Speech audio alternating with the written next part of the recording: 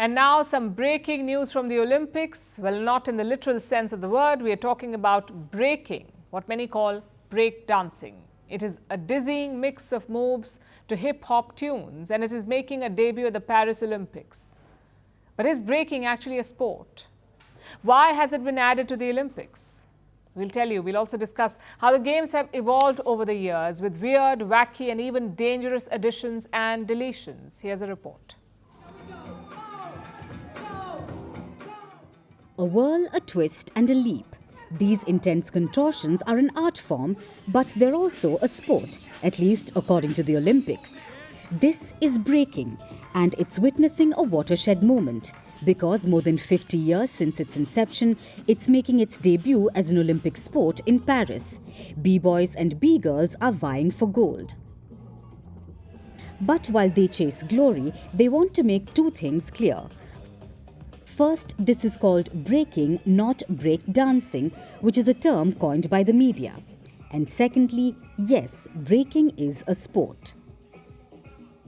I'm dancing, and I see in the representation of my country at the Olympic stage is the mission for me. Breaking started in the basements and parks of New York as simplistic party moves and dance battle essentials.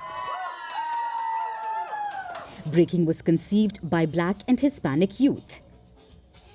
Back then, it was a means of self-expression and even escapism and inclusivity.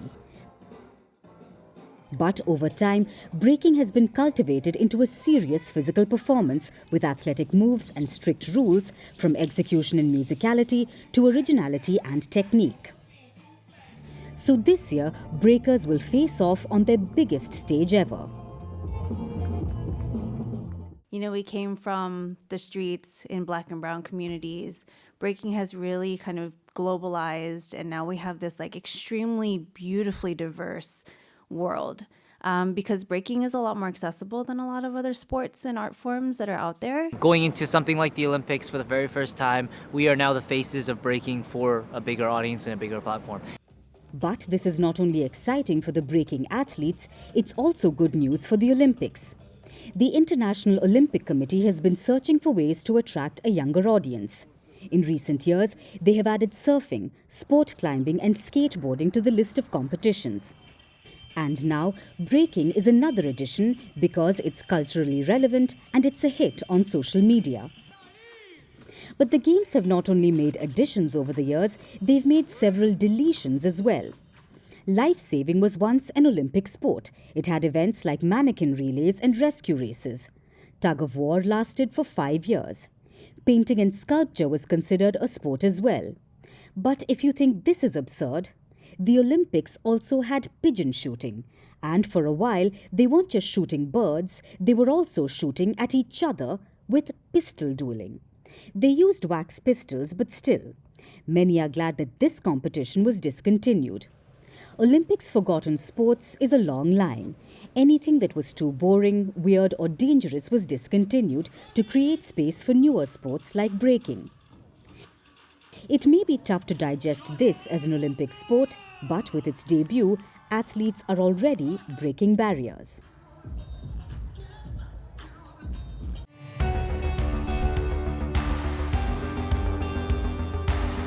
Across continents, one powerful news source.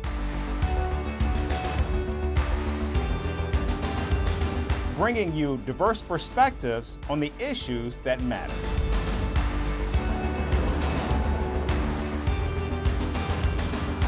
We go beyond the boundaries to give you that little extra about every sporting moment.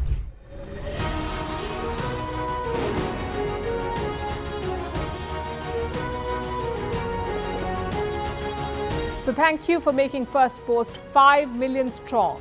We're counting on your support, and you can trust us to bring you the news unfiltered and unvarnished.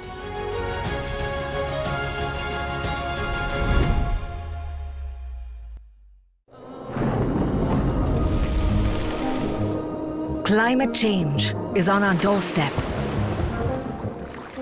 It's time for a revolution to take root. And it starts with 1.4 billion Indians. It starts with one tree. One tree for humanity. One tree for Mother Earth. One tree for a future. Project One Tree, a News 18 network initiative.